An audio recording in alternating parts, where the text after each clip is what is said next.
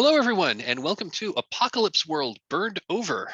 My name is Mike. I will be your Master of Ceremonies tonight. We are playing this game on the Gauntlet calendar. The Gauntlet is an online role-playing game community that has members worldwide. We have an open calendar of games where we run about 100 games a month. Games are free and open to anyone who wishes to join. You do need to register in order to play games, but once you've registered, you're in. In addition, the Gauntlet is also a podcast network. We run a forum. We have an associated publishing house, Gauntlet Publishing, where we publish a number of games, including Hearts of Wulin, Trophy, Brindlewood Bay, The Between, and a bunch of smaller games through our bi-monthly magazine codex. Gauntlet's really a cool community. We do a lot of cool stuff. If you're interested, check us out at gauntlet-rpg.com. A little bit about myself. My name is Mike. My pronouns are he, him. I've been playing tabletop role-playing games for a very long time. I started in 1981 when I was a kid. Cut my teeth on the Tom Moldvay edition of the D&D basic rules. But even from the get-go, I played a lot of games. Like even back in the 80s when I was in middle school and high school, we didn't just play D&D, we also played GURPS. We played Gamma World. We played we played Champions. We played Star Frontiers. In the 80s, I mostly played D&D. In the 90s, my group mostly moved to GURPS as our primary game, although I played a fair amount of Call of Cthulhu and Champions in the 90s as well.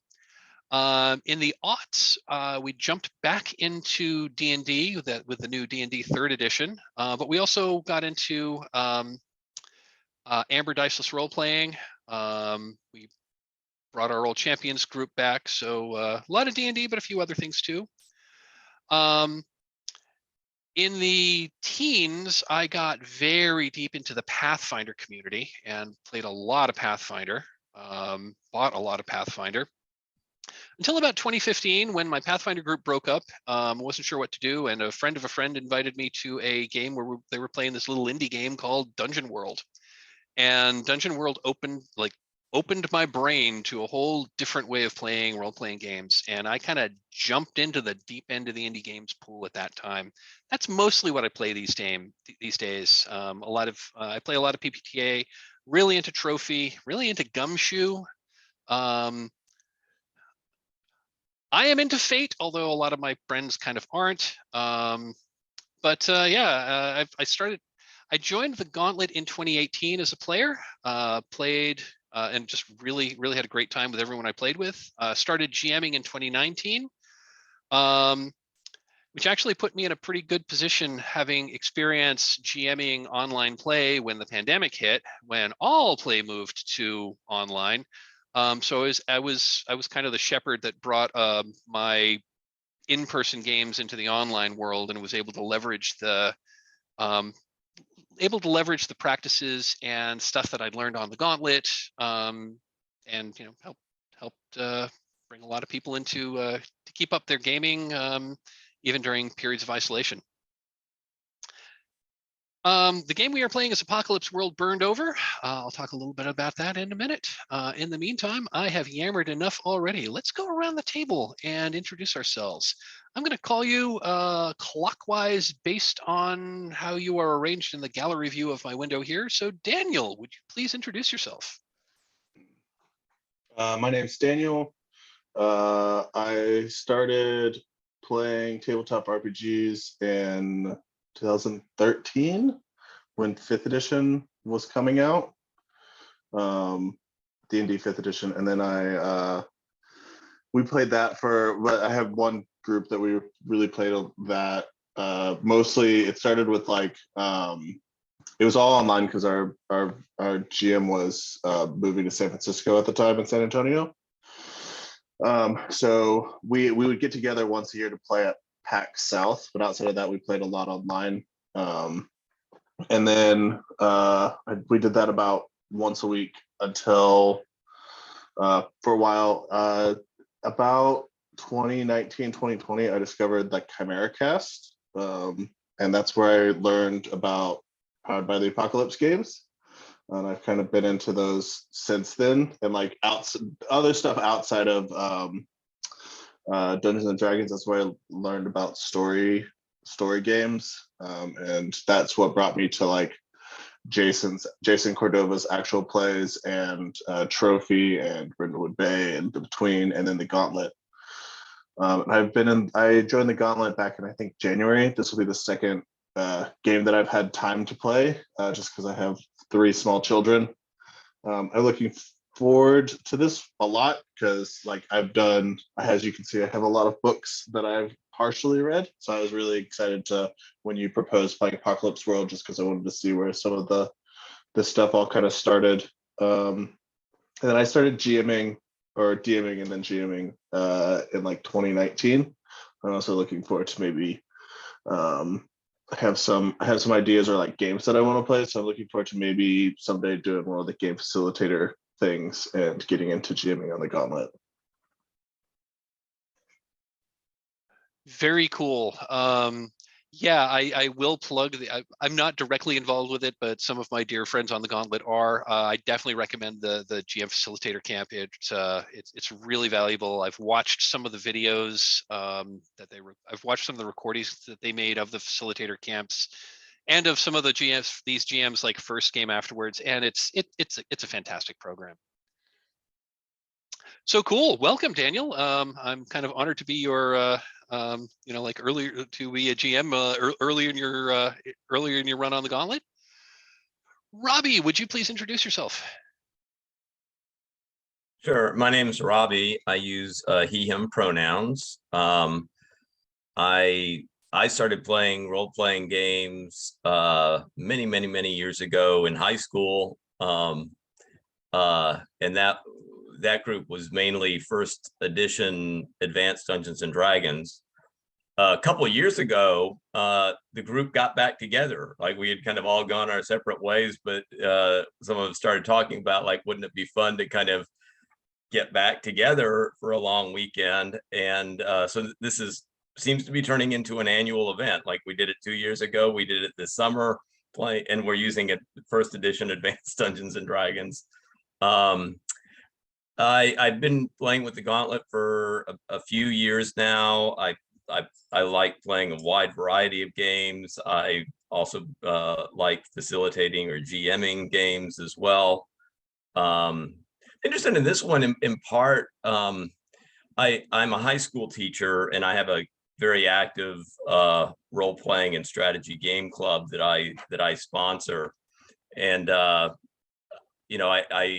played Apocalypse World a couple times, and have said, well, this would be a great game for the high school students to know about, except and Apocalypse World for that group really wouldn't work. But I was kind of curious to see what this one does, because this one is explicitly kind of toning things back a little bit, which would I think potentially make it something that would work with a high school crew.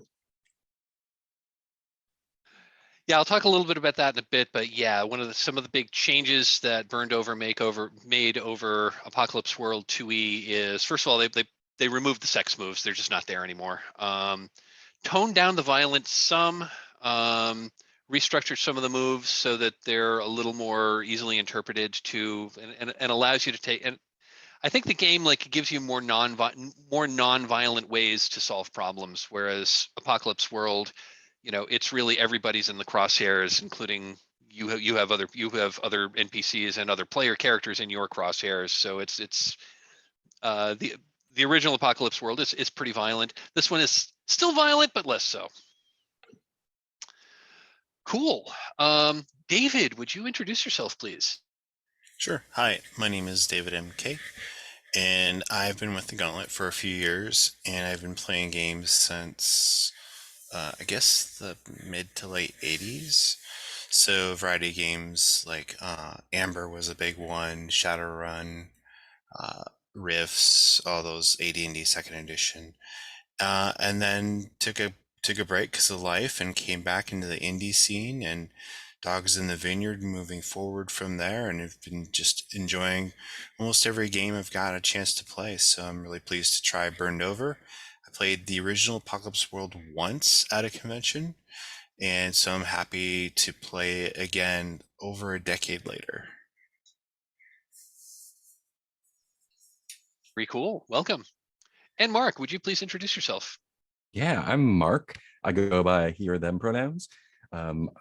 Mike has a couple years on me gaming wise. I think I started in 83 or so.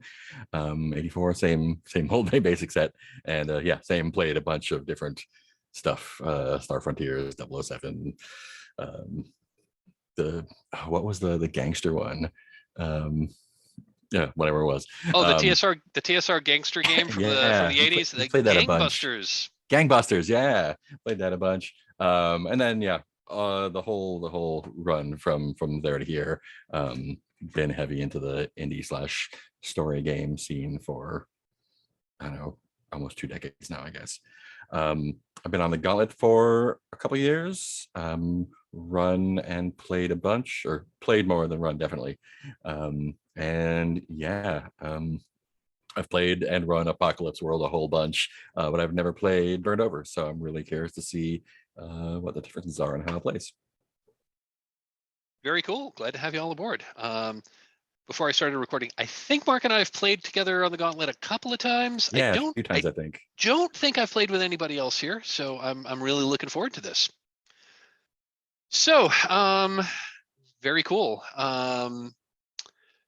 So now that introductions are over, I like to always start by doing a quick CATS discussion. CATS stands for concept, aims, tone, and subject matter.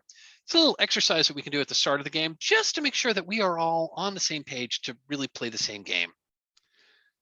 So the concept of Apocalypse World Burned Over is that the player characters are survivors scratching out an existence in a weird post-apocalyptic world. I am going to say for this particular game, I don't have any concept of what the apocalypse was. We're going to figure that out during character creation and world building. So the aim of this game is to tell a compelling story about the hardscrabble survivors eking out a living in the post-apocalypse. The tone of this game, I'd like to run this as kind of a gritty survival story with elements of sci-fi, maybe some elements of horror. One thing that I do like, one thing that I do, however, want to keep in mind is I would like for this game to have hope for a better future, to never quite be out of mind. Things are bad, things were better in the past, things are horrible now, but we're working towards something.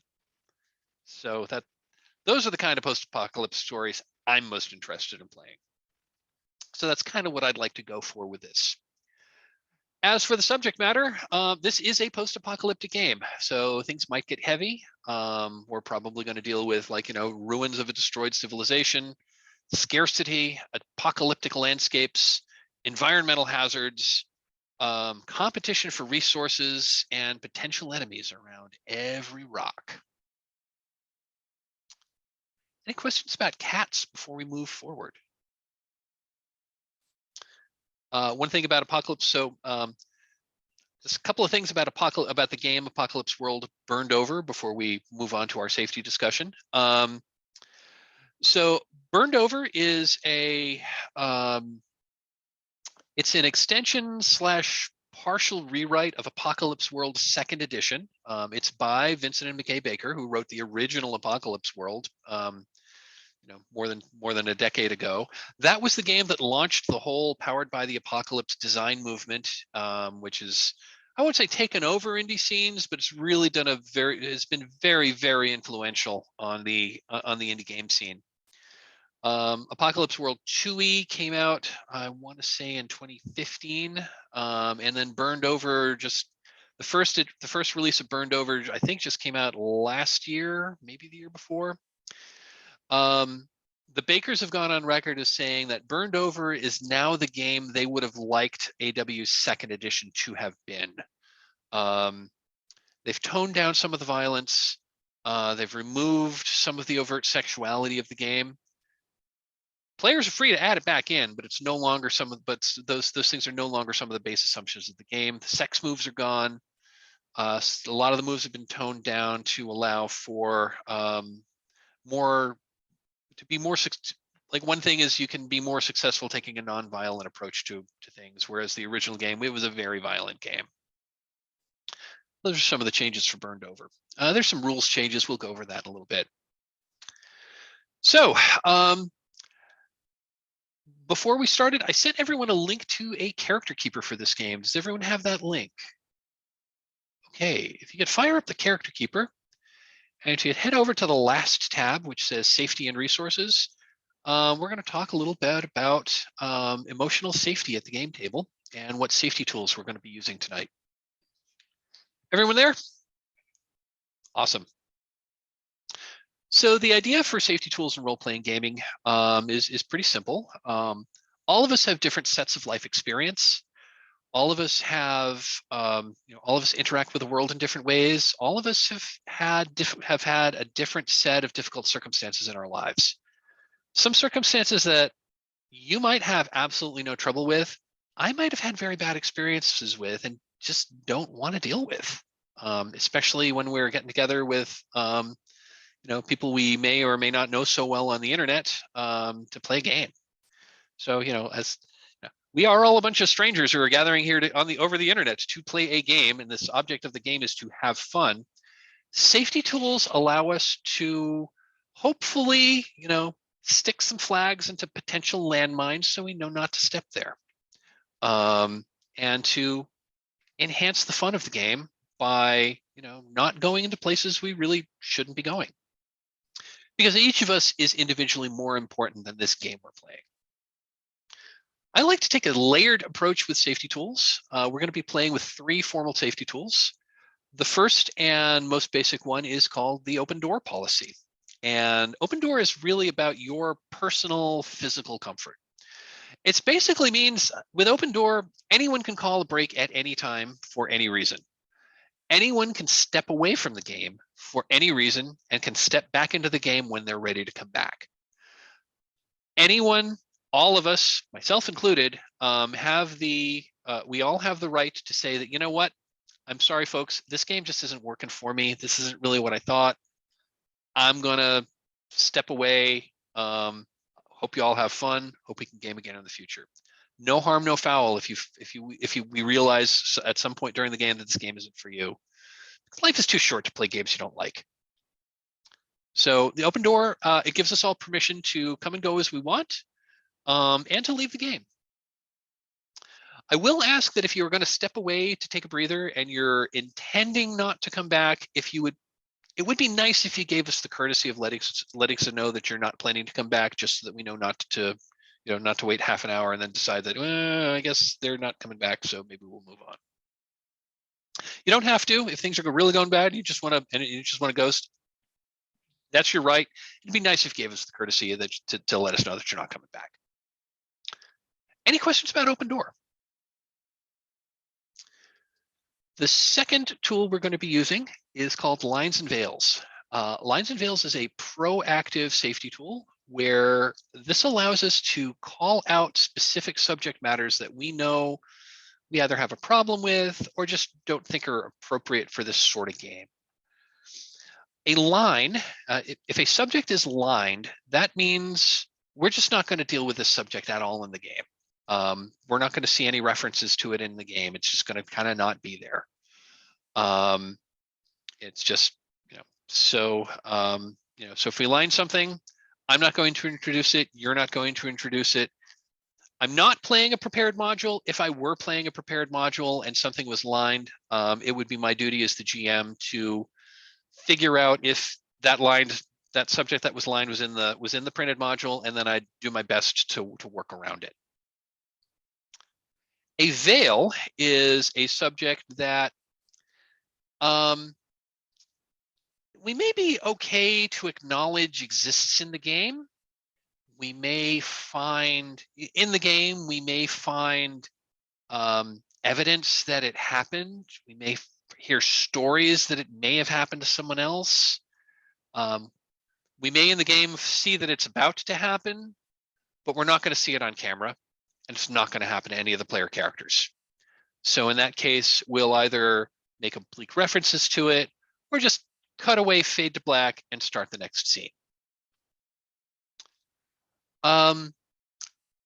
In recent years, Lines and Veils, they've added a third category, which is called Ask First. If you want to call something that's Ask First, that means you may be okay with the subject matter in some situations, but you might not be okay with that in others. So in that case, before any of us, GM included, introduces that subject, we'll pause, step out of the game, and have a brief discussion over the parameters over which we want to we're interested in adding this, and anyone can say that, you know what, I don't think I want. You can say, okay, that's cool, let's do that, or you know what, I'm not really comfortable with that, let's not do it, and then we'll adjust the game accordingly. I have a list on our character keeper here for a number of subjects that people that some people often line or veil or hit an ask first. I'm going to pause the recording right now and give everyone a little bit of time to look over the list and line and veil various subjects. So pausing the recording now. Okay, we have established some lines and veils. The third safety tool we're going to be using is a reactive safety tool. This one is called the X card. You can invoke the X card when anything happens in the game, whether it's within the game world or if it's at the table between players. Anything that's happening in the game that is making you not feel comfortable, not feel safe, you can invoke the X card. When you invoke the X card, you say X card. If we were playing around a table, sometimes I'll put an actual card with the letter X on it. We'll put it in the middle of the table and you can reach in and tap it, or everyone might get one and you can hold it up. We're playing online, so it's probably easiest to just say like, hey folks, X card. If you want to be on, we're on camera, you could make an X symbol with your hands if you want. You don't even have to use the word X card. You can say, hey, wait, folks, hold on, we need to, I'm not okay with that. That is also invoking the X card.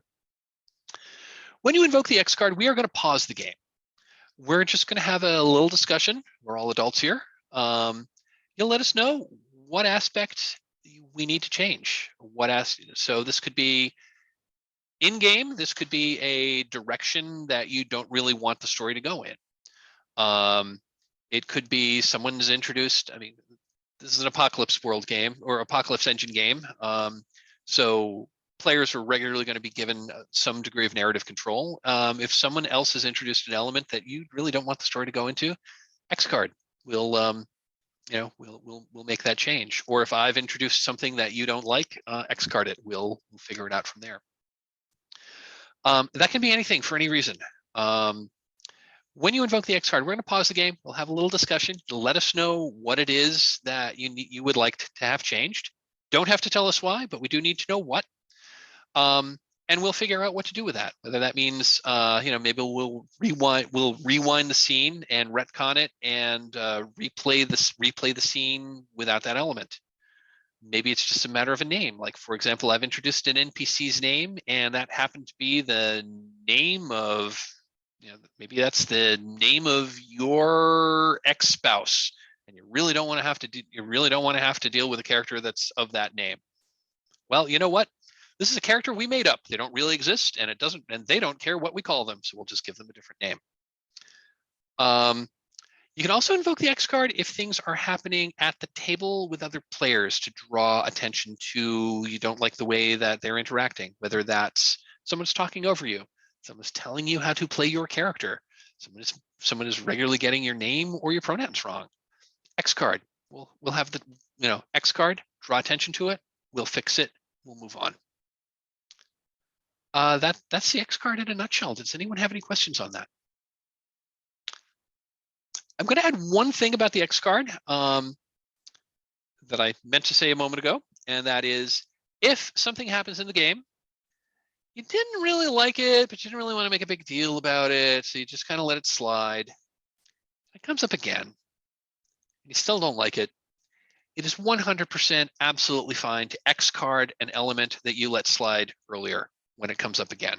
So just because you let it go once and it was bothering you does not mean that we're locked in. It's perfectly okay to X card something that was introduced earlier and then comes up that you didn't object to, comes up again, and you know what? You don't want to deal with it anymore. Absolutely fine. I do like to make that clear. Any questions on the X card?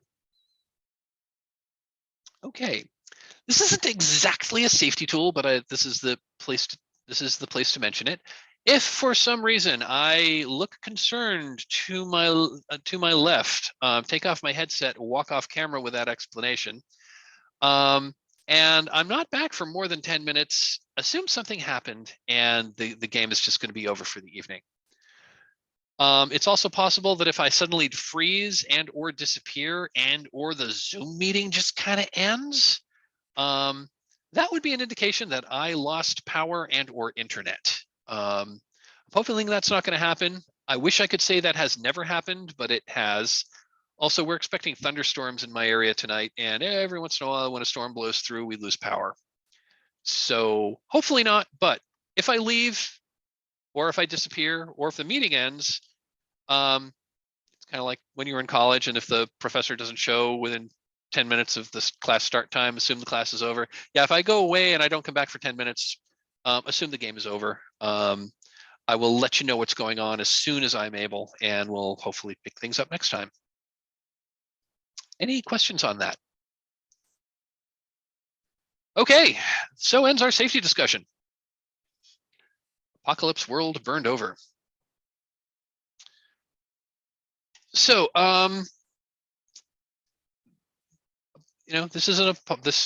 this is directly derived from the original Apocalypse World. This is as close to a powered by the this is as powered by the apocalypse as you possibly can get, because this is Apocalypse World. If you've played the original Apocalypse World, I know I sent out the PDFs of the playbooks and the basic moves to all of you prior to the start of the game. If you have them, cool. Pretty much everything that were on those sheets are also on the character keeper. So we can just rely on the character keeper if you want to. There's a few things about the way the character keeper is formatted that I'm a little not so cool with, and if I'd had more time, I would have made some changes. So one thing is the basic moves tab only shows one move at a time. You have to pick which one you want to read from the drop-down menu. I kind of like having them all in front of me at once, so I've got a big PDF of the moves sheet on my computer, but your miles may vary. Most of the basic moves are pretty similar from the original Apocalypse World. A few of them have changed. One thing is they've gotten rid of the hot stat and replaced it with the aggro stat. Make it a little more clear as to what the stat is going to be used for. So your stats are aggro, cool, hot, hard, sharp, and weird. Most of the basic moves work more or less the same. All of the playbooks have changed. So if you've played Apocalypse World 2E, you'll notice that, where's the Battle Babe? Where's the Brainer? Where's, all of the playbooks' names have changed. Pretty much all of the roles are pretty much still there, but the playbook names have changed to make them a little more descriptive as to what they do. So that's a nod to new players. To make it a little easier to figure out what makes this character tick. So the names of the playbooks are a little different. So, and again, it's an Apocalypse World game. All characters have access to the basic moves. Your playbook is going to give you access to some playbook moves that only characters of that playbook will have. So in a moment, I'm going to pause the recording so we can actually do some character creation, and then we'll resume and come back. One thing that may come up while we're offline, so I'm going to mention it now.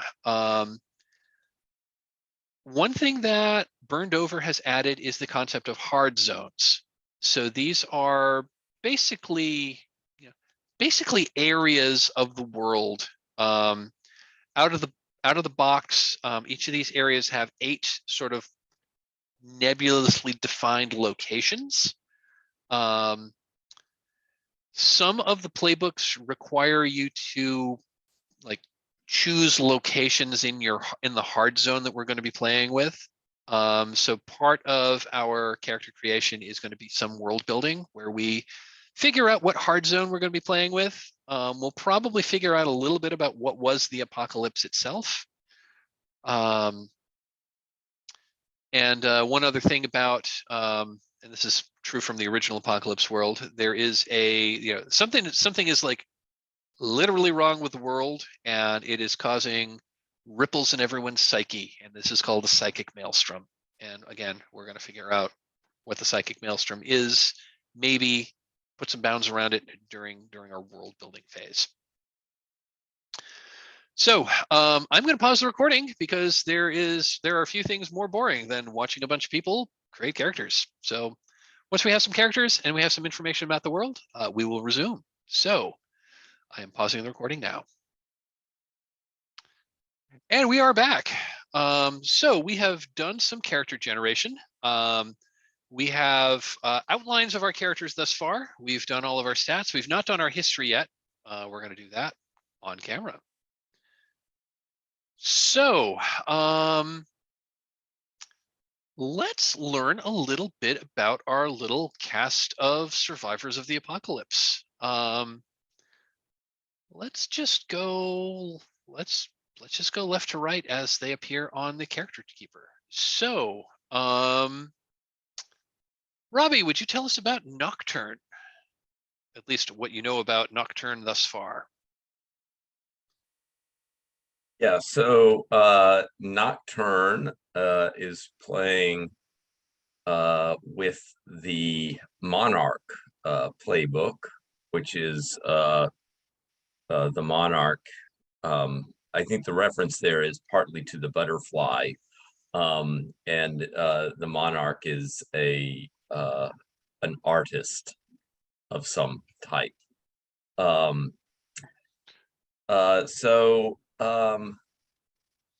I guess maybe I'll start. I mean, one of the unusual things or kind of interesting things about the Monarch is he has some people that gravitate around them, and so I get to choose two groups of people.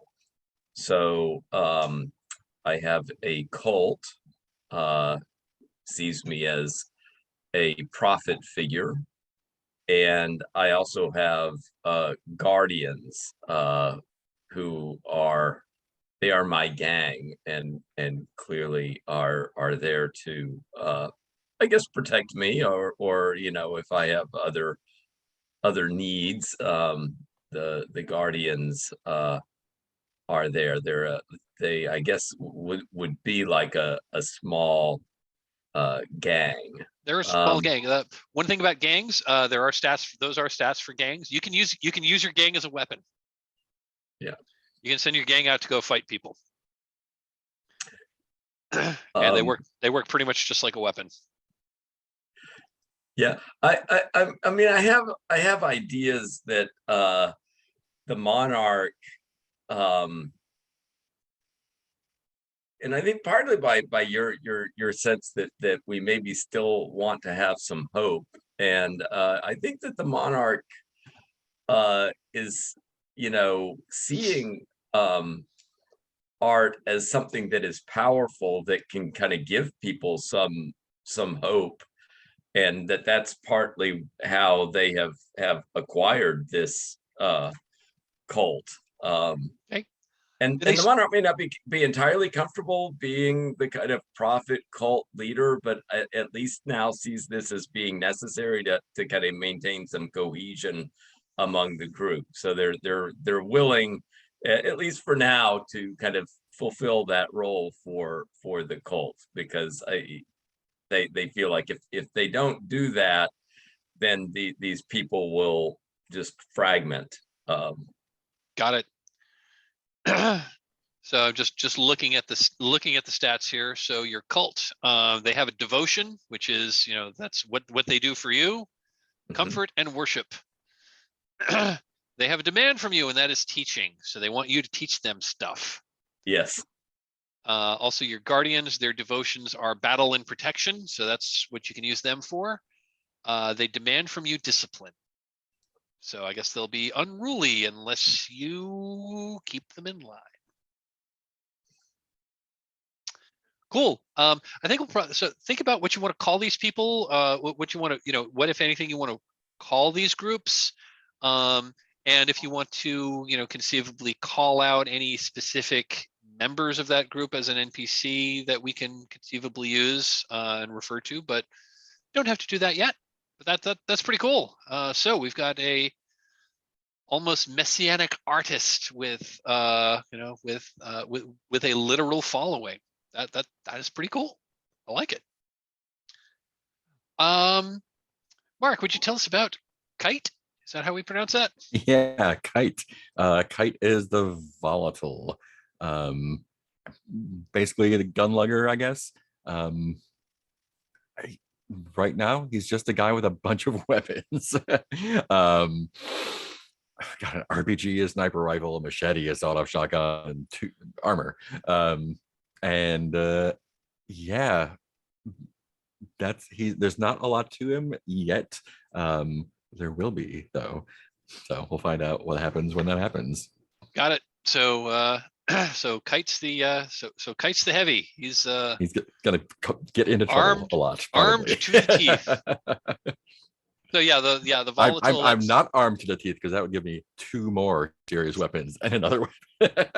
That's another move I can take. Oh, okay, got it. Oh yeah, you're right. That is a move. I didn't notice that. Too many weapons. Cool. So yeah. The volatile is the version of the gun lugger for this game. I'm not seeing any like battle babe stuff too. So I think it's pretty much just the gun lugger. Yeah. Cool. And we will learn more of Kite once we start going through history to figure out like what makes Kite tick. Cool. So David, would you tell us about Raven? Yeah. So Raven is the Vigilant, and him is wary, studious, and playful in first impressions. And let's see. Basically, from the playbook, it says that the Vigilance, when the world burned, its psychic walls fell, and its psychic gates sagged open. There was born a maelstrom, vast and screaming in fear and hate. It spawns terror beyond guard. I believe the Vigilant is someone who looks for things that have come through or about the maelstrom. So they're on guard for that sort of thing. And the basic move that I have is Sniff the Wind. When I read a situation, ask a free additional question. And then I chose also lay out a plan. So when I lay out a plan, roll plus sharp, and I get to add more potential to whatever we're doing. And I see him as kind of like maybe like mid-teens ish, if that's okay. Oh, like young. fairly young, inexperienced, kind of trying to make a way for themselves. And kind of in contrast to the Volatile, I have a bow and arrows and a hunting knife. So kind of old tech, as you were, very quiet. And he's dressed in these elaborately decorated leathers. So he likes to be a little bit creative and add things to that, kind of like souvenirs and so forth of where they've been or what they've done. And I'm not sure what else to say. Apparently the Vigilant can see these things called wolves of the maelstrom. And so when we get to HX, we'll get into that a little bit more. Very cool. I'm curious as to what we learn of these wolves of the maelstrom. Very cool. Okay, and Daniel, would you tell us about Jessica? Yeah. So I envision Jessica as like mid-20s. I have her listed as distracted, obsessive, and shy. I don't see her as shy as in like she shies away from situations. She's shy as more in she doesn't immediately interact with other people. But the distracted and obsessive feels like this ADD, hyper-focused technology tinkerer person. where if there's a piece of kit that's broken, it needs to be fixed, she knows how to fix it, where to get the parts, what tools she needs, and how to do it, all the whole shebang. I think that mostly, and she wears mostly black, slim fitting, in the sense that it doesn't like it allows her to get into tight spaces when she's scavenging without having risk of getting really caught in anything. And then I chose Scavenge B. I haven't made a decision on what it says, I'll read the text. It says, in addition to your trade goods, you have a stranglehold. You're the only source for a particular thing that the people around you love or need. I don't know what that object or what that thing is yet, but I'm really interested in figuring out what it is. It sounds really fun. We'll figure that out. And I know the Gearcutter also needs to have also has salvage grounds, so like some locations. So we're gonna need to figure out. So those are some things that are dependent on what hard zone we're going to choose to play in. Yeah. And then her main weapon is she has a nail gun with the safety removed. Ooh.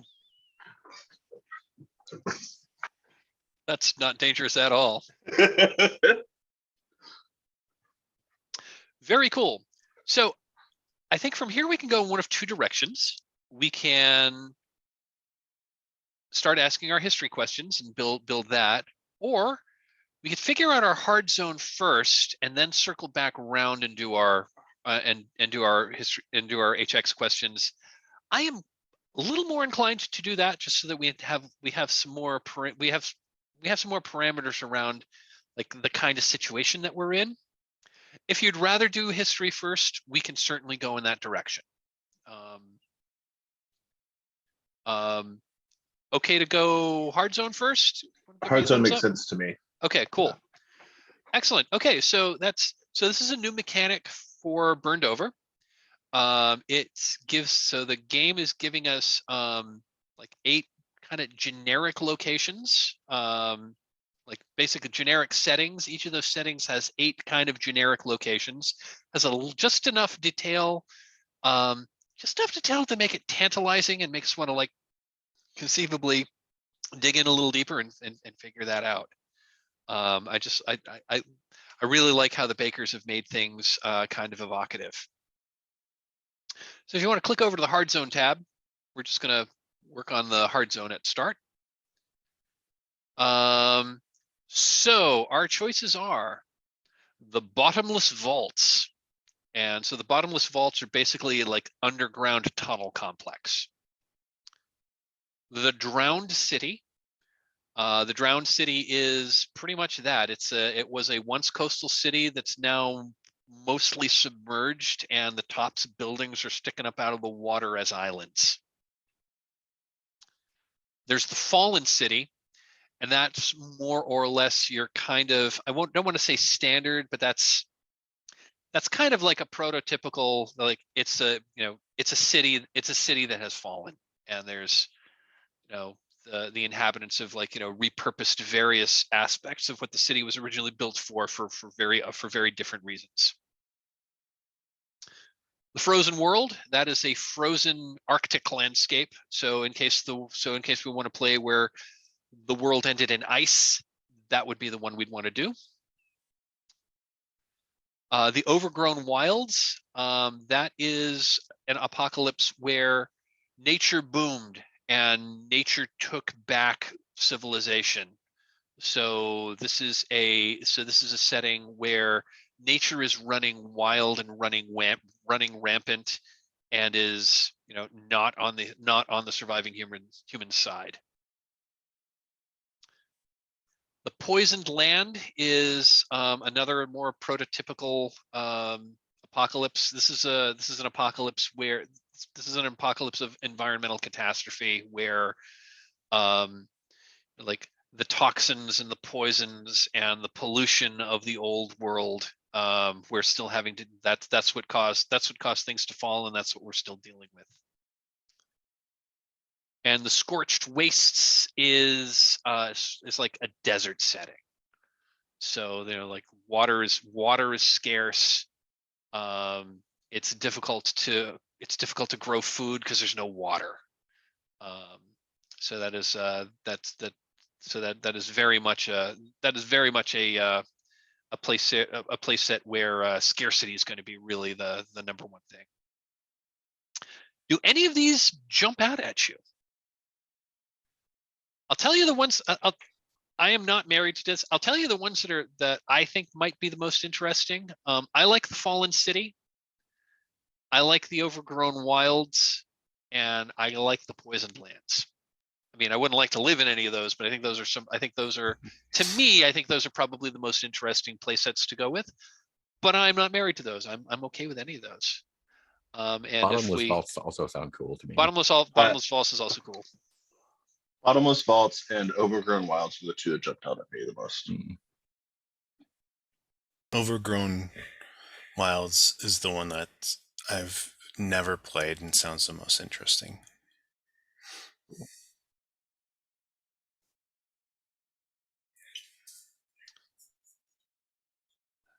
Robbie, any suggestions from you? I like. I mean, the Overgrown Wild sounds fun to me. That seems to be the one that most people are going for. So let's do Overgrown Wilds. And Nice. I made this page last night, so I put some logic in there. So it's pulling up the information. Let's see, Overgrown Wilds. Here we are.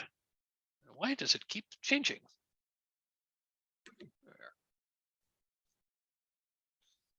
So we do have 8 locations for the Overgrown Wilds. We've got Angel's Town, place of healing and death, hard to find, hard to reach, hard to leave. The Buried City, the ruins of a city, vines pulling down the walls, trees shouldering against the foundations, strange creatures. Boy, that was a whole lot of typos. I'm not even sure what that means. Let me go to the book. I was typing this at about 11:30 last night, so yeah.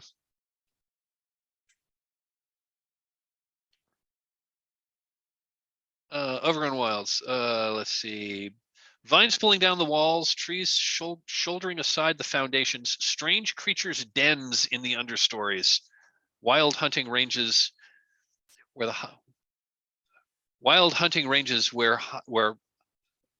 highways and parking lots, where were highways and parking lots. Yeah, I'll fix that. The Cut is a militant, hard-driven compound. The Grove is where the wilds meet the ocean. There's a town called Harbor Town, mercenary and calculating. The Pillars, which is a giant forest of immense trees. The intriguing line there is, its inhabitants harvest orchids and rainwater and are losing their language. I find that intriguing. Shelter, a folding cut vigilantly from the wilds, connected by tenuous roads to elsewhere. And the Skyway, where an enormous roadwork still resists the pulling, bearing wilds, home to a cult of humanity's rebirth.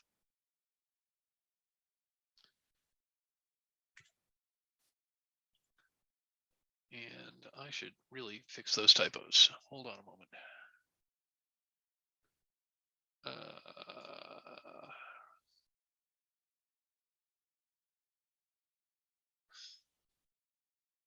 Strange creatures. Anyway, I'll do that later. So,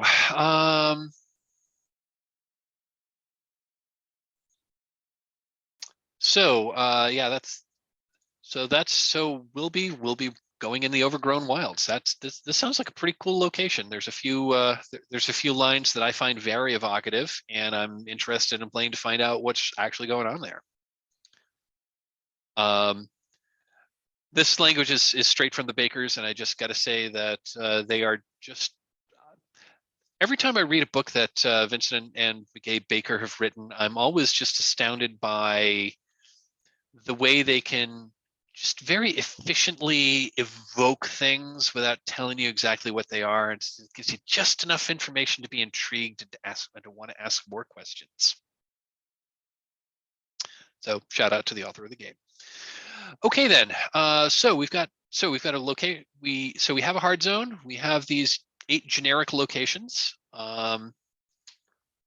So we now know a little bit more about where we are. So I guess the next question is, again, just to put a few more parameters around our hard zone. So it sounds like this was once a temperate climate. At least that's, I'm getting like Pacific Northwest vibes. But if you want this to be farther south or like actual rainfall, like not temperate rainforest, but rainforest, we could certainly do that. Maybe where they, maybe we were in what was once the Amazon. But I'm an American, so I was kind of figuring like, the ruins of the United States would just be more familiar touch points for me. That sound good to you? Like, maybe It works for me. so maybe let's put this in the Pacific Northwest, which is a region I'm not super familiar with, but been there a few times. Which that just seems like, like giant redwoods and forests overtaking what once were cities near the coast. I'm getting, like, I'm seeing I'm seeing the logical location here would be, like Oregon or Washington or Northern California or something like that. Yeah. Make sense? Okay, cool. So we have this stuff. Why don't we go back to characters? So now that we know where our characters are, so the history questions are basically to establish some pre-existing relationships between the player characters. We're all going to know each other to start.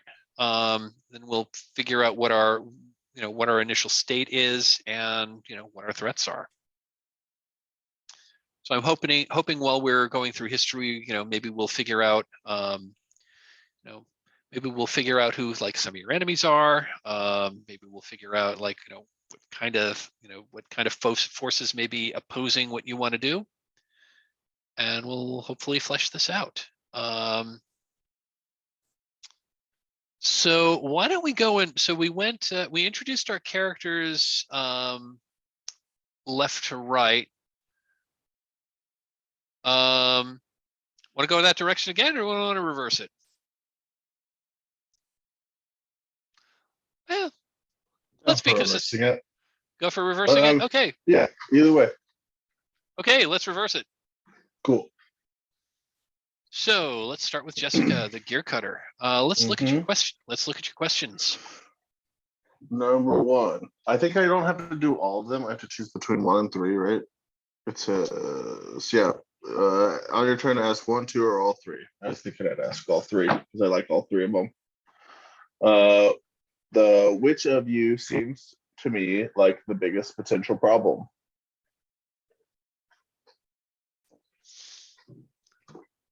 Who's the biggest potential problem to the Gearcutter? Mm-hmm.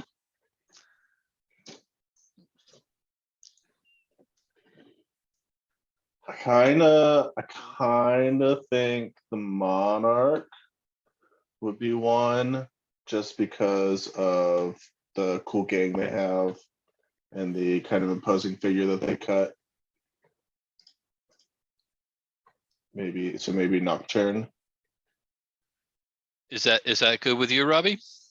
I also wonder whether the Gearcutter and the Monarch sometimes would fight over materials, and right, the Monarch wanting to refashion them for artistic purposes and kind of sees the Gearcutter as or that I have like a plasma torch that you want to use to create some type of mechanical structure, mechanical statue structure, and then I don't want to let you borrow it. Okay, cool. So Nocturne. Okay, so put down Nocturne as the person, and you get You get HX plus 2. So I guess you can set Nocturne as 2. And the way And HX then- works, it doesn't have to be reciprocal. You can have more. You can have Mhm. more or less HX with one than they have with you. Yeah. My next question is: I go out into dangerous territory to salvage. Who usually comes with me? I might come with you. That's what I was thinking. The volatile. That's what I was like. The having someone with a big gun when I'm inside of some type of machinery seems like a good plan. Okay, so yeah, go ahead and put down Kite with an HX of 1 for now. Anonymous Dolphin is on the square where I want to put Kite's name.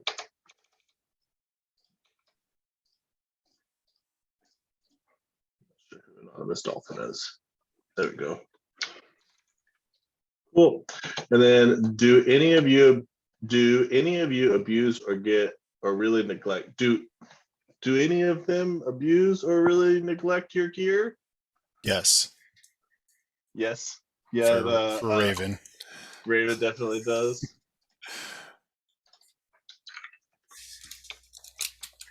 Cool. What do you do to my gear? You just leave it out in the Amazonian rain, let it get rusty. I think some of it I probably repurpose for like some of them definitely become little trinkets, like Okay. especially if it's like really like if it was used or in some like a memento from an occasion or something. Okay. Otherwise, I may try to take the metal and use it as like the arrowheads and things like that. Like I might be innovating on fletching and so forth, and then just discarding the rest of it. Cool. All right. And then it says for everyone else, HS -1.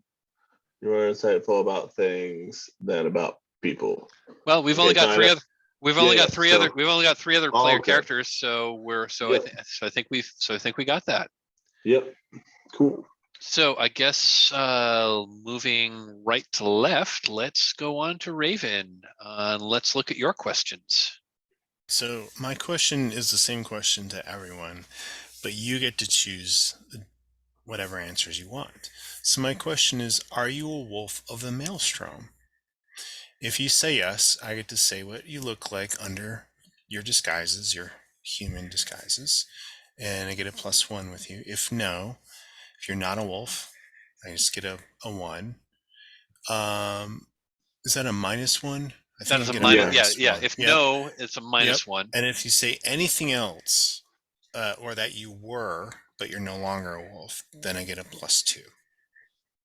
What is a wolf of the maelstrom?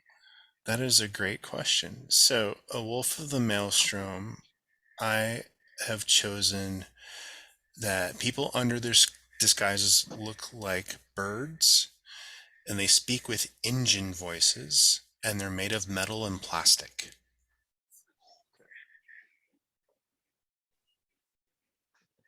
Oh, and I'm gonna read this line from the Vigilant playbook just because I think it's interesting. You know the wolves of the maelstrom. You might be the only one who does. Jessica Is isn't it- sure that the wolves are real. So Is I it think real, no, or she's are you not one. wearing a? I was gonna say, is this real, or are you wearing a tinfoil hat?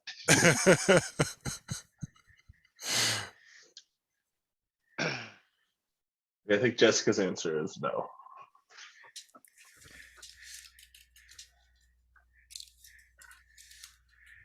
What about Kite? I think Kite's answer is he doesn't bother with that kind of thing, so he doesn't give you a yes or no. All right. And what about Nocturne? I think Nocturne gives a cryptic answer and says,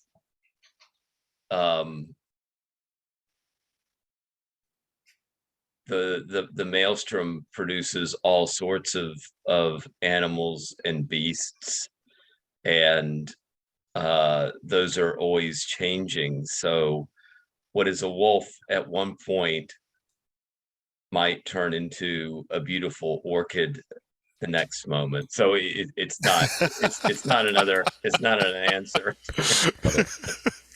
I love it. I love the possibility of this flowery creature appearing. It's like you asked how it's like, how many surrealists can how many surrealists write about, how many surrealists does it take to change a light bulb? Fish.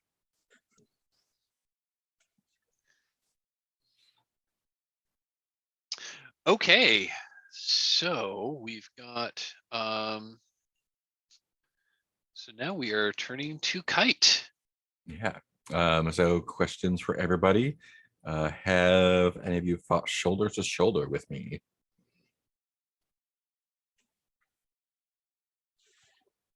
Has anyone fought shoulder to shoulder with Kite? Sounds like no. Sounds like a no. Okay, nobody. So that's Does anyone think that I'm the problem? Raven does. When has violence ever solved anything? I mean, all Is the that time. Yeah, awesome. Raven thinks you're the problem, so X -2. Do any of you actually honestly need protecting? Yes, Jessica does. Jessica does. She doesn't like violence. She's also too distracted to really protect herself. But I'm sure that there's been a time when she's has an episode in the middle of a combat where she wanders off, and like if you weren't protecting her, she would have been murdered. So Nice. What about Monarch or Nocturne? I don't think Nocturne would feel a deep need. I mean, Nocturne has the gang. Got your gang. Yep. Yes.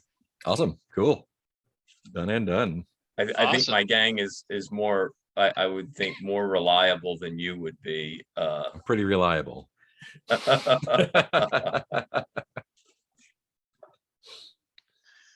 Okay, and we are now turning to Nocturne for the questions. Okay. So my first question is, are you my people?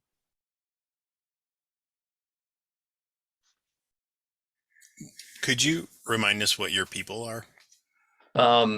So I have a kind of a cult of followers who see me as a prophet. But we're also a kind of artistic community who kind of are what keeps us together, and what keeps us with some scrap of hope for the future is I kind of deliver through some of the artistic endeavors that we're engaged in. I think Raven wishes that they were your people.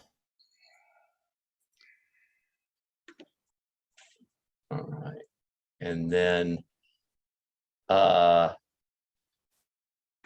any of you ever stood up to me for real in front of my people?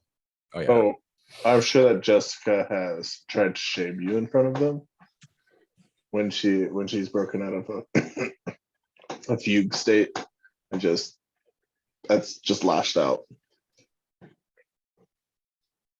Okay. So Jessica.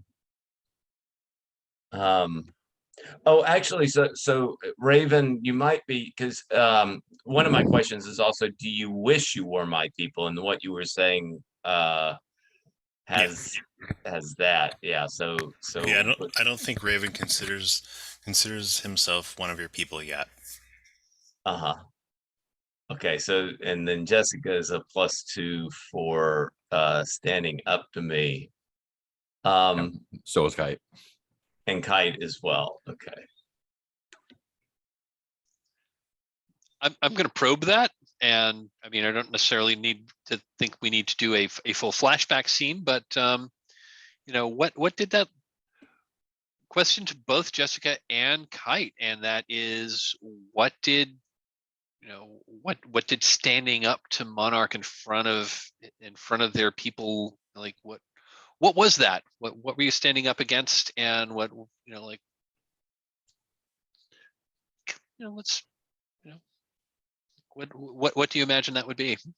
I think at some point, Nocturne was really focused on some piece of art that they were creating, and their cult was like surrounding them, and they were really working on this thing, and like not very far away, Jessica was working on some piece of tech that was like vital to the group's survival, and she's just like, "What are you doing?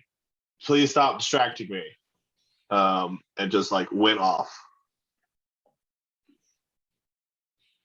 Yeah, I think Kite is very practical, and probably at some point when Nocturne was trying to enlist him to help with one of those endeavors, or their endeavors, it's like, you gotta you gotta focus on what's happening in front of you. I like it. That, Robbie, are those responses cool with you? Yeah. Awesome. Okay, so we have some history. We have some hard zones. Or we have our hard zone. So I guess my next question is, I guess a little more world building. I guess we'll need to like figure out what our starting situation is. What I'd like to do here is just kind of like figure out what is our, you know, what is more or less what is more or less the status quo. We may, like, I'm thinking we might like actually, you know, play out like a day in the lives, but I just want to get kind of like some big picture of ideas of, so we know that the four of you are living in the Overgrown Wilds. We have some, you know, we have a number of locations in the Overgrown Wilds that we are free to play with, and hopefully we'll expand upon.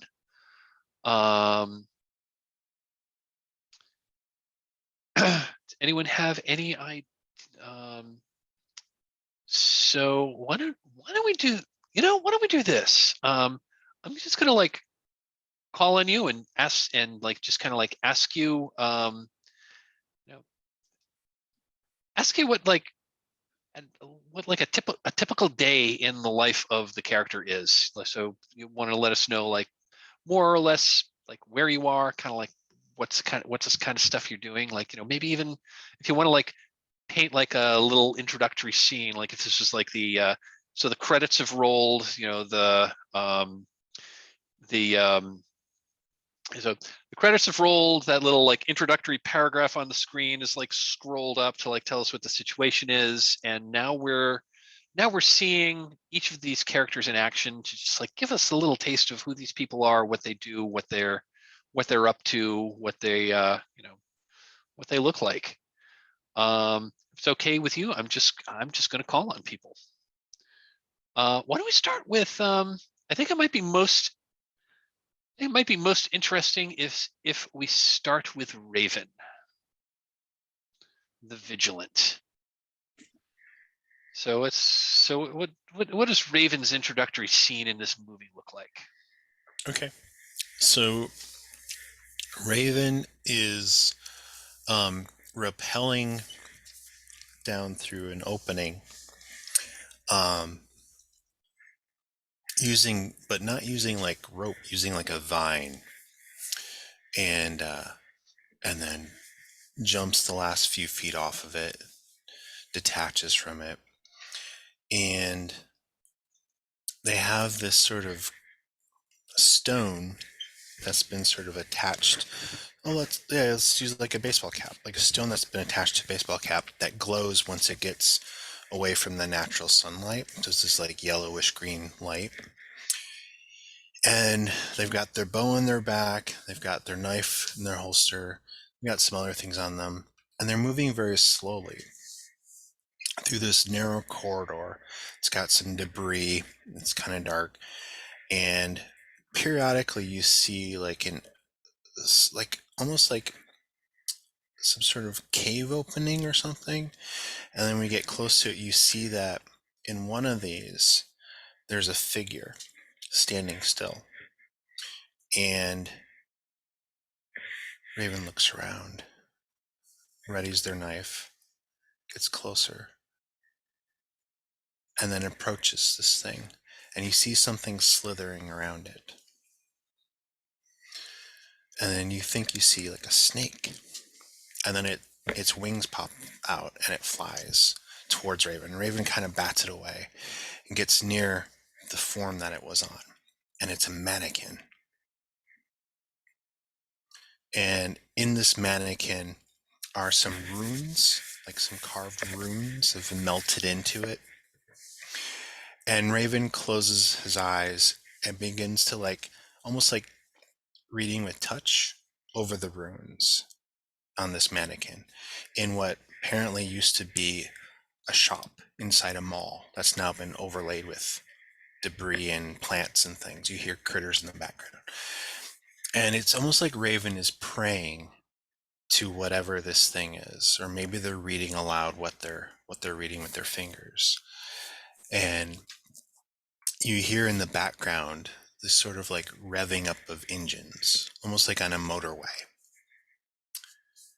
And then Raven quickly opens his eyes and they're solid black for a moment.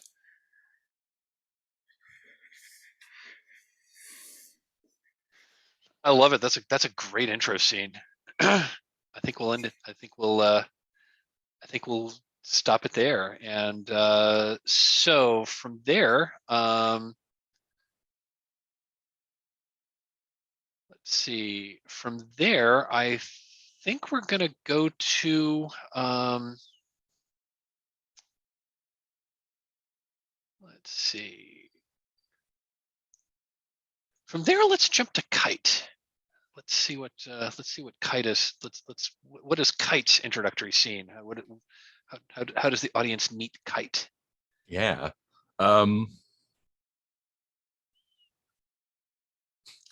feel like Kite probably hangs out near one of the more populated areas, like Shelter, maybe.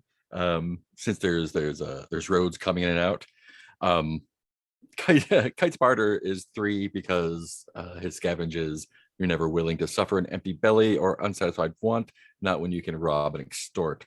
I think Kite spends any time that he's not working just kind of hanging out on the roads, picking up spare change from travelers. And so we probably open on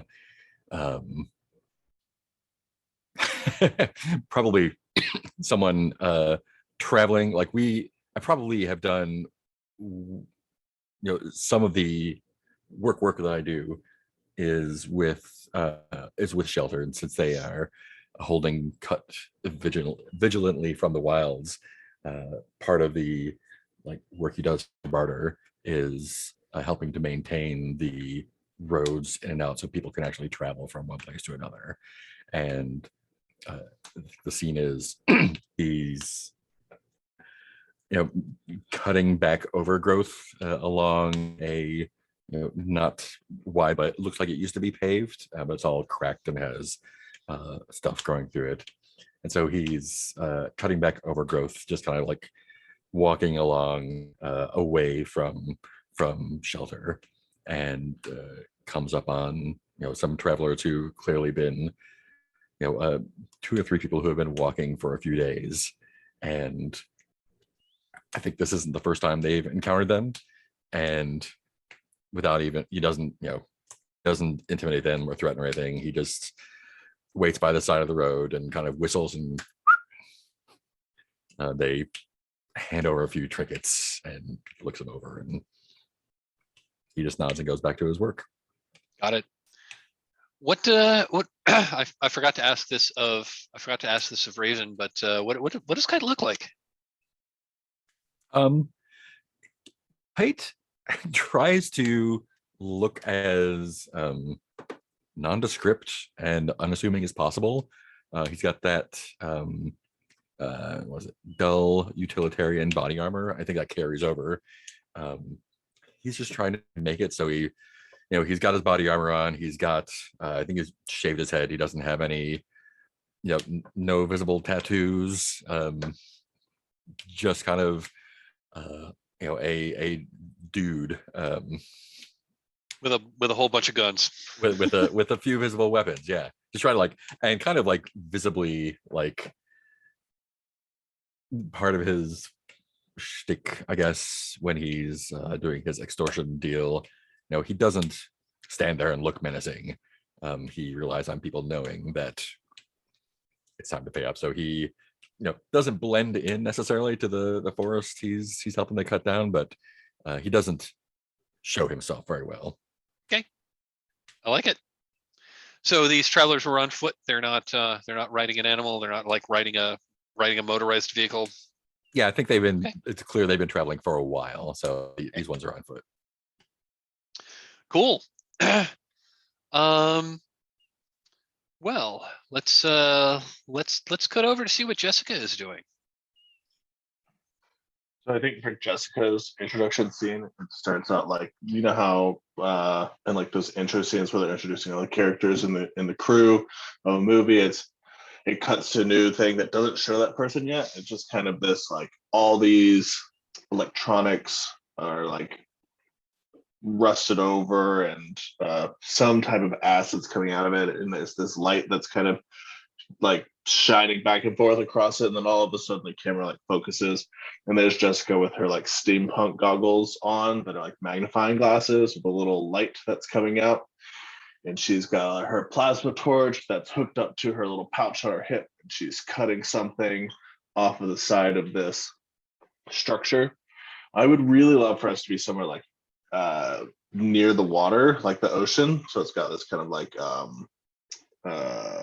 sea debris on it where the salt air has corroded it, and what she takes off is this really metallic-y blue colored component, the sea foam or the sea rust is on there, and she puts it into her bag, and then the camera flips over and she's hanging upside down suspended from some type of beam where she goes back up, and then the next scene is her walking away, and what you see behind is this giant shipwreckage along the shoreline, and then it zooms out a little bit more. There's just a ton of them that are just collapsed, and they all ran aground, and she walks into the settlement, and then to a kind of this hospital tent where she drops this bag off of parts and she just leaves.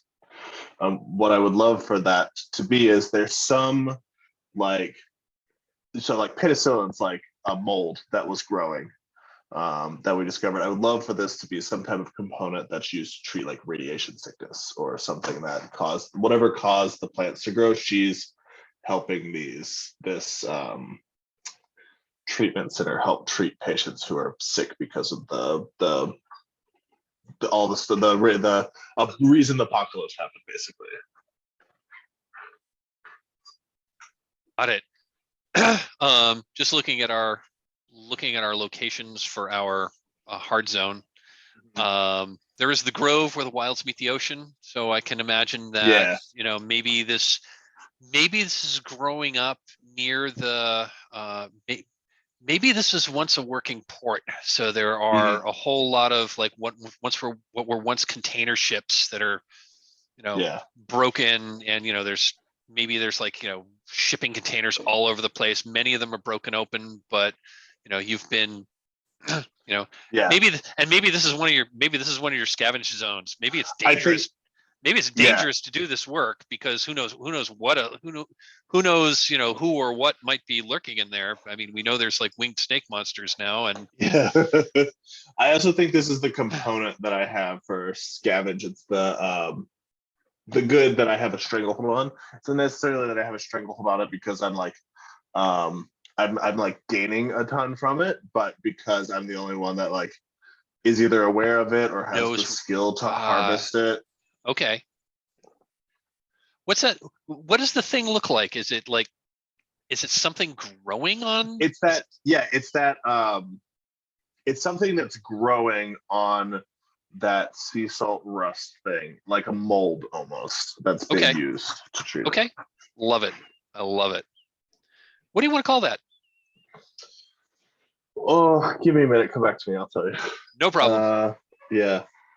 Think of a name and we'll get back to that, because I think that Cool. maybe I like that detail, and I think that might be important. Okay, yeah. Okay, and I guess that brings us to Nocturne. What is Nocturne's opening scene?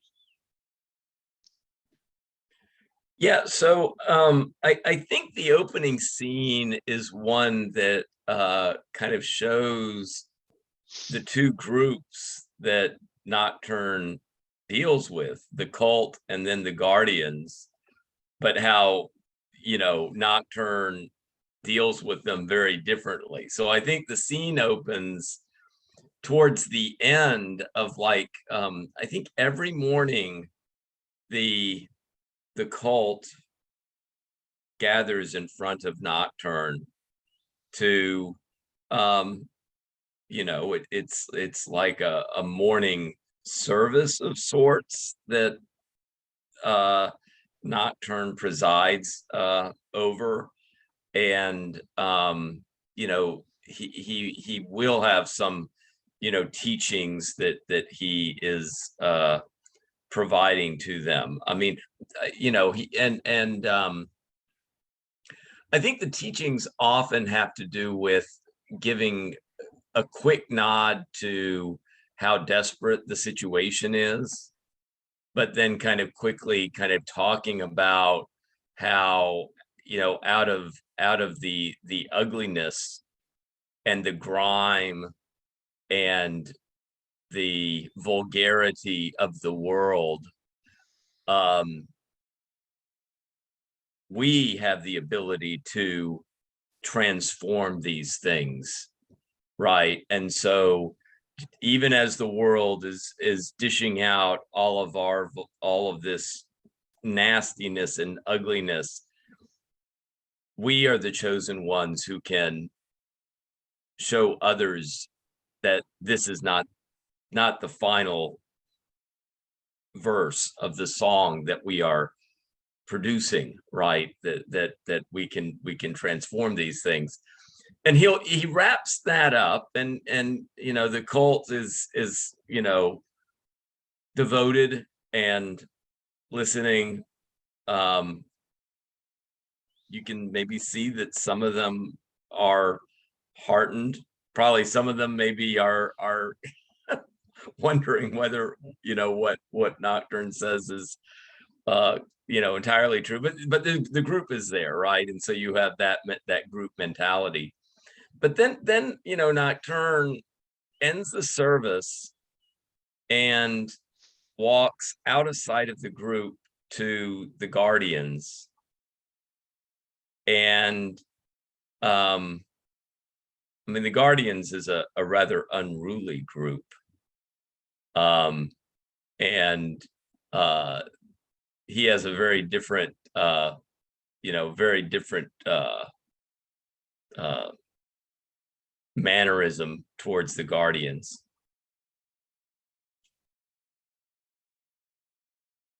So Mike, are you still there? Yep, you're back. I am indeed still here. Okay. I've been listening to everything you said. I just had to go off Okay. camera for a sec. Okay, yeah, but yeah, so you know, we could give I think we could give the head of the Guardians a name, and I think Nocturne is somewhat threatening to him. I mean, all of his kind of teaching to the cult is gone, and this is a very different, much more kind of blunt, direct kind of conversation he has with the Guardians in terms of what they need to do. I mean, I think Nocturne is always worried about groups that are you know, around us in the Overgrown Wilds who might be threats to us, and he always wants the Guardians to check up on those groups. You know, we are certainly not the only ones here, and we need to stay vigilant, and right, my leader of the Guardians needs to maintain control.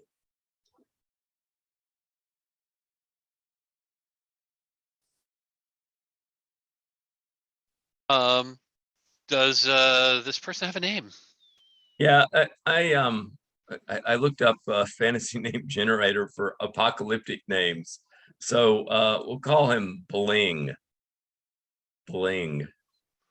It's the Bling. Okay. Got a I'm name for you. I'm adding him to the other NPC. I'm adding him to the places, NPCs, and stuff under other NPCs. Bling, Lieutenant/leader of Nocturne's Guardians. Yeah. How about one or two adjective descriptions of Bling? Maybe one to their look and one to their, you know, and one to their mannerisms. Yeah. Okay. So I mean, Bling, I think, would be Nocturne is graceful, pays attention to appearance, you know, finds fabrics that can be cleaned and that look nice. Bling is I think a large fellow, physically imposing, but not because he necessarily looks really strong, but he's just tall and heavy, and he's unkempt, and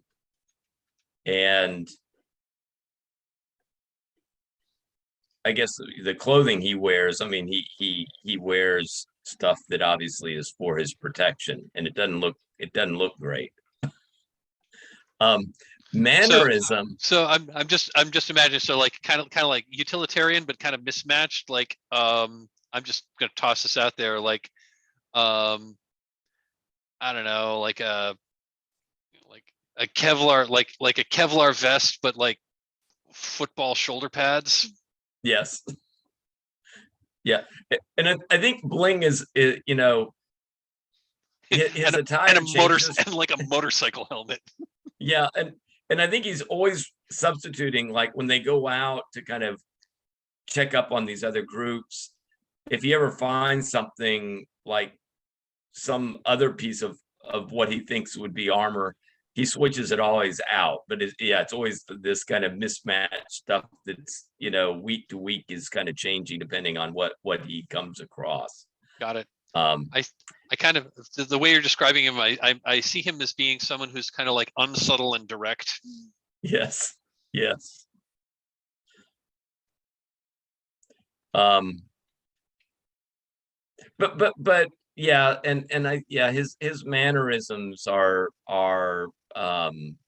yeah, really kind of blunt and crude. Obviously though has achieved some kind of understanding with Nocturne, right? I think Bling probably sees some value in hanging around Nocturne. I could even see some like actual genuine affection there. Yeah. Cool. Okay, we have, okay, we have an NPC. I have a name Look. for you. Oh yes. Ocean peppermint. Ocean peppermint. Yeah, it's like, I think it's called that because it has a weird side effect that just when you whatever the concoction that's made with it, or the antidote that's made for it, when it's administered, it gives you just this really like everything exhaling just makes everything cold for some reason. It makes you really chilly too.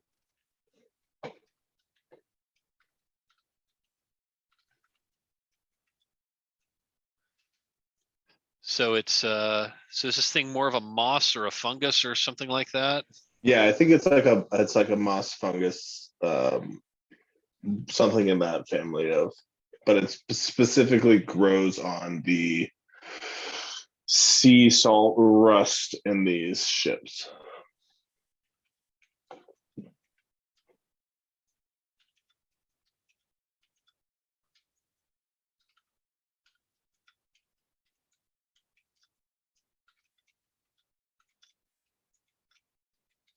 Something about the way the rust breaks down the material of the ship allows it pulls nutrients from that. So I'm calling this as ocean peppermint, naturally occurring moss/fungus that grows on the sea salt rust of ships wrecked near the grove. Used to treat, and it's used to treat, I think you said radiation sickness. I think it's whatever. Yeah, I don't know what caused forests to grow. I don't think that we've decided that, but if radiation or whatever really caused. I was going to say, do we want to? I was going to say, do we want to? It sounds like there's some kind of effect here that's causing the growth of plants, and maybe the mutation of animals, because we've seen the winged serpent, and maybe that's just some kind of like chronic illness that affects people and makes them different. Yeah. I'm just going to toss a name out here. If it sounds cool, awesome. If not, I was just going to say, like, do we want to call this like the weirding? I love it.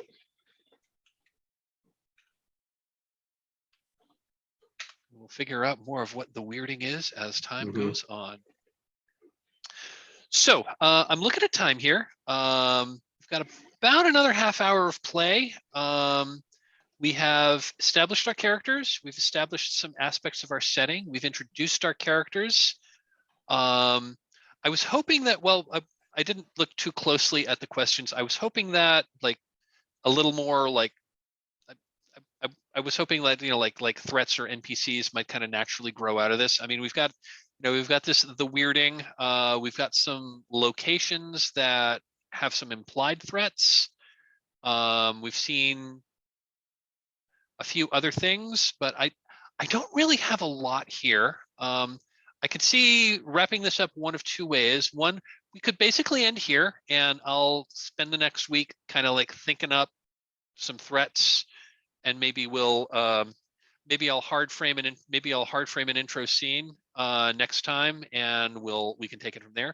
Alternatively, we can have one more scene tonight, which, again, not really a threat, but more like establishing characters' personalities. We've seen our 4 characters individually.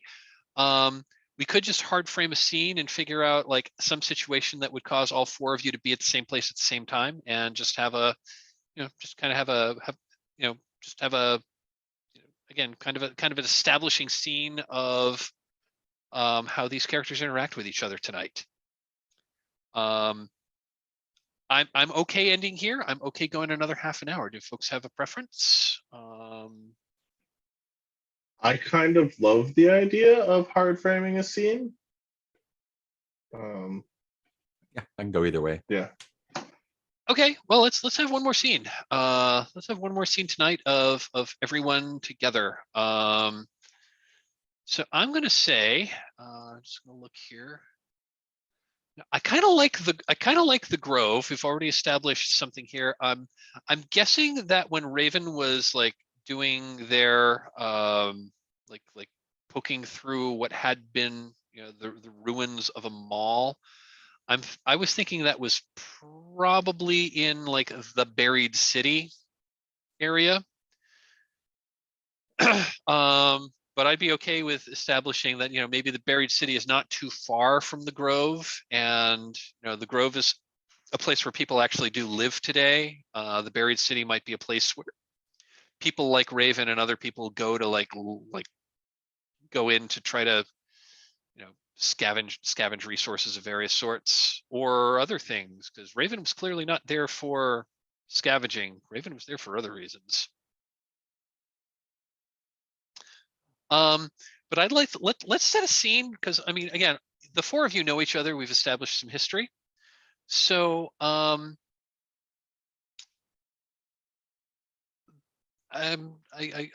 hate to default to y'all meet in a tavern, but it is oh so convenient.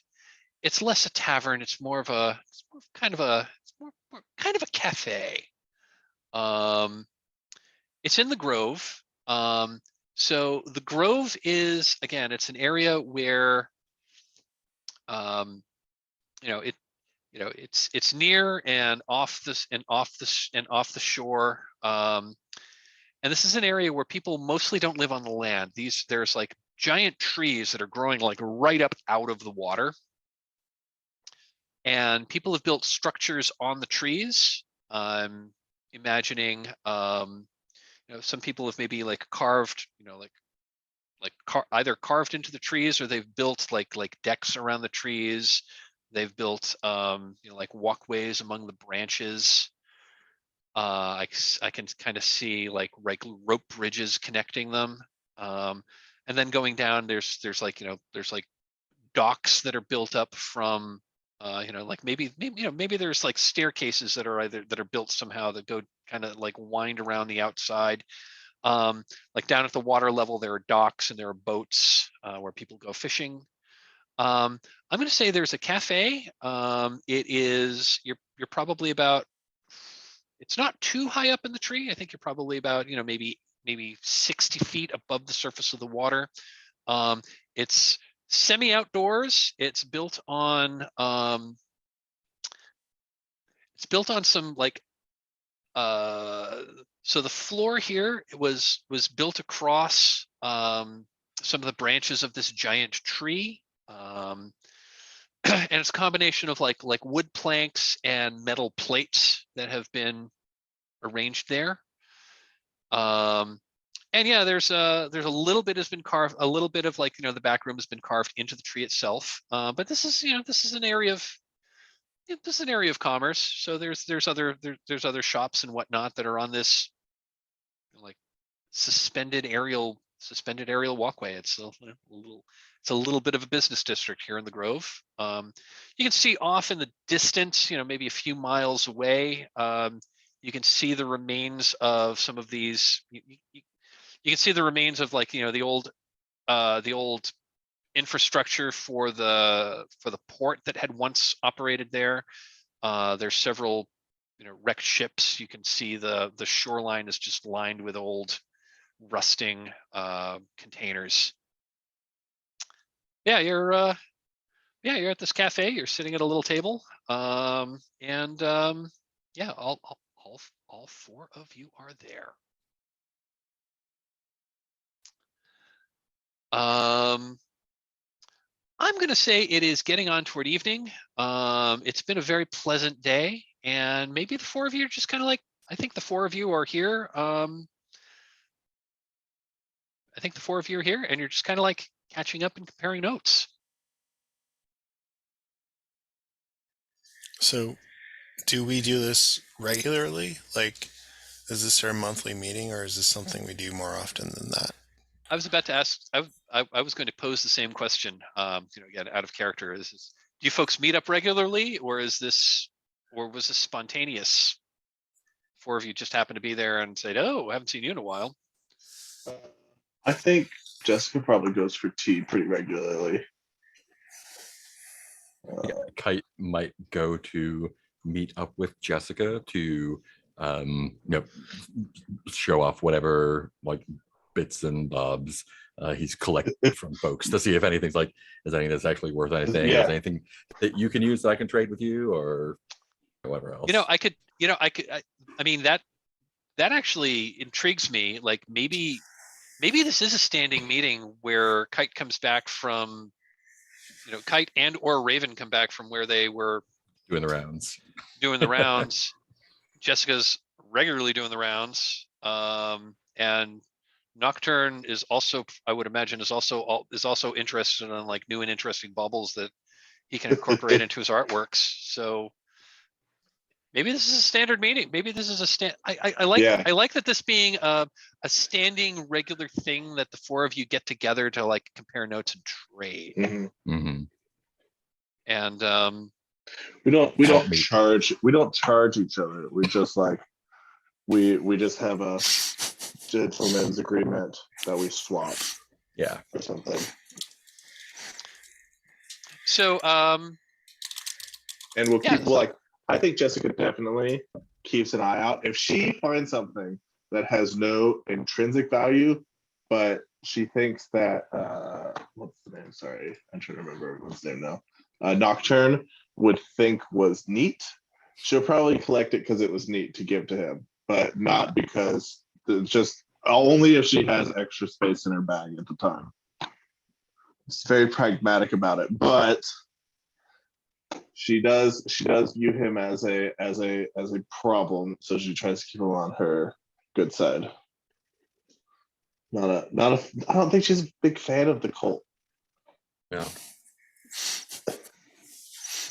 The cult, like if it was just like friends that hung out and they all like believe the same thing, but the fact that they all follow you is the part that weirds her out. Love it. What thing has each, I'm going to ask each of you in kind, so think about this a moment. What has each of you brought to this meeting that, like, what's a special thing that you've brought to this meeting that you think the others might be interested in? And what are you looking for that one of the others may or may not be showing up with? I'm going to start with Raven and go clockwise around, if that's okay. So what have you brought to this meeting? What's the most interesting thing you brought to the meeting, and what are you looking to hope to gain? Well, aside from my punch card for my free drink, I have brought some thermal fax paper, which I had after I made the imprint on the mannequin of the runes. I put that imprint on the paper, and with the heat and moisture, have left sort of a map on it. So I have this scrolled up old fax paper in an airtight tube that I want to share with them. So that's what I've brought to the meeting.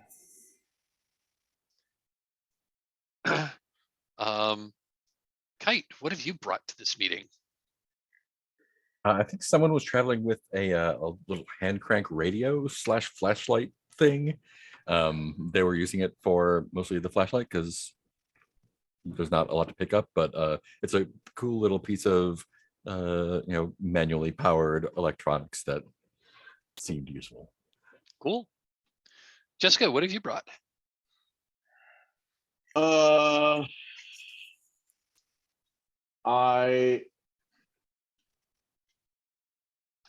She's brought the remote control and the controller unit from an old like RC car. So it's like instead of bringing the whole car, it's just the piece that allows you to transmit and send the signals, and then like the board, and then so that you could use it to control something else. Cool. Yeah. And what has Monarch brought to this meeting? Monarch has brought a strange flower that one of my followers found, but I've it's not just the flower. There's a container that I've fabricated out of multicolored metals to give it a kind of appropriate kind of presentation. And the flower is I find it very curious. It's there's this kind of delicate purple color with kind of a blood red edging on the petals of the flower. And I, I'm kind of incorporating, I mean, I have the container, but the container is a piece of artwork itself that I've constructed. I love it. So yeah, the four of you are here. I assume you brought a few other things, but you've described as sort of like, the most interesting thing you brought to this meeting. So so yeah, here I imagine you're kind of like, sitting around or kind of a large-ish round table. Each of you has a little, got something, you've purchased something to drink or eat here, but this is mainly a meeting, so take it away. And where did you get this map from? Yeah. I got it from. Hang on, I'm gonna look at the hard zones. I got it from the buried city inside the former Metroplex.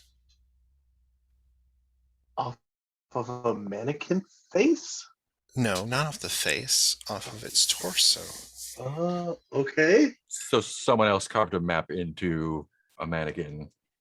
It's not just a map. It is the celestial map of when the catastrophe happened, of when all of this changed.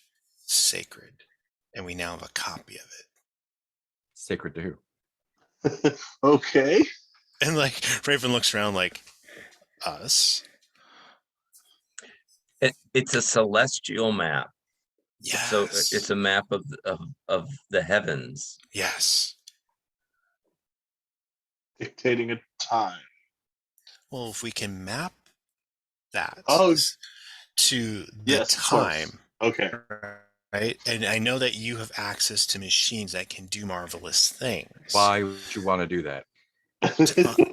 To know when this happened. Aren't you curious? No, last Thursday. It doesn't matter. Like, what matters is what's going to happen next, not what already happened. We already know what happened. Things got fucked up. Right, but who cares when? We can find out if there's a way to undo it. I think Jessica's already working on that, right? I mean, that's the plan. Have you shown the map? I know when the last time I took a shit was, but it's not going back in, right? It doesn't matter. I'm just worried where my next meal is coming from. Do we want this to stay as it is? Well, I'm curious to see the map. Can you unfurl it for us? Yeah, I mean, I think it would be on the table with like our drinks holding down the edges. Yeah. Uh-huh. And what does it look like? So I don't know if you're familiar with like fax paper. Uh-huh. It's like that, but it has like these sort of like indentations through moisture and heat change the color slightly to this like indigo, and it's got some lines here and there, so it does kind of look like a strange, like almost like brainstorm map sort of thing. Yeah, almost like a constellation map. Yeah, if you squint really hard, you might be able to say something like that. Yeah. And of course, there's obviously going to be some imperfections in it from Raven's own hand with the jewelry and things on it. Yeah. So there's going to be some additional markings on it that are probably not from the mannequin. Well, I can see what I can do, I guess, at the very least, to like map to figure out when this happened. I have something scheduled for tomorrow, but I could maybe squeeze it in at some time in my laboratory or workshop. Do you want some help in your workshop? Would that help you? Yeah, I think I can clean it up enough that you won't have anything to touch.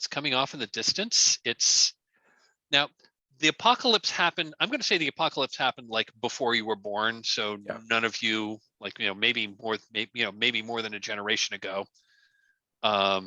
Maybe there are some like very old people that might remember the old times, but there aren't very many of them left anymore.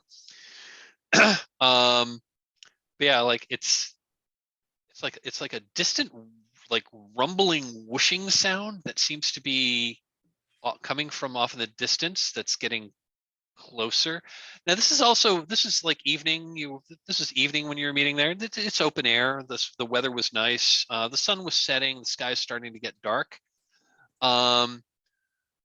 Looking out to the west, which seems to be the direction where this rumbling sound is coming, you see well, I mean, at first you think it might be a shooting star or a meteor or something like that. But there's something in the sky that seems to be moving in your direction. And as that light gets brighter, that whooshing sound, that like distant whooshing sound seems to increase in volume. You watch it, it passes overhead, heads out over the land, near where these like just massive, like the biggest trees you've ever seen, the biggest trees anyone knows of, are like rise up out of this like greatly overgrown forest, to the east of where you are. That's an area that you know as the Pillars. As this thing like passes overhead, the sound diminishes, but it seems to like stop and slow down and hover over these trees, and then this light, and at this point, once it's passed, you see that the light isn't it isn't white. It's like it's like got some like it's got some like red lights on it, and it's closer. You can see it actually has multiple lights on it now that it's gotten closer. It's several miles away, but you see it stop, hover over like where these trees are, and then slowly descend into the trees. I think we're going to end it there.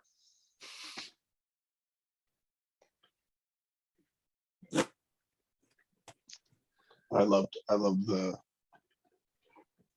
the radio scene. I just love the use of the radio on accident. So I've introduced something weird into our So I think that'll be. I think we'll pick it up there next time. Cool. So I think we're going to end it here. I'm going to end the recording here. If y'all could stay on, I'd like to do a little debrief. I'd like to do a little debrief called Stars and Wishes. I prefer to do that off camera. So those of you, so anyone who is watching this, thank you for watching. We will, and look for the next part of this 3-session series. Thanks, folks. Have a good night.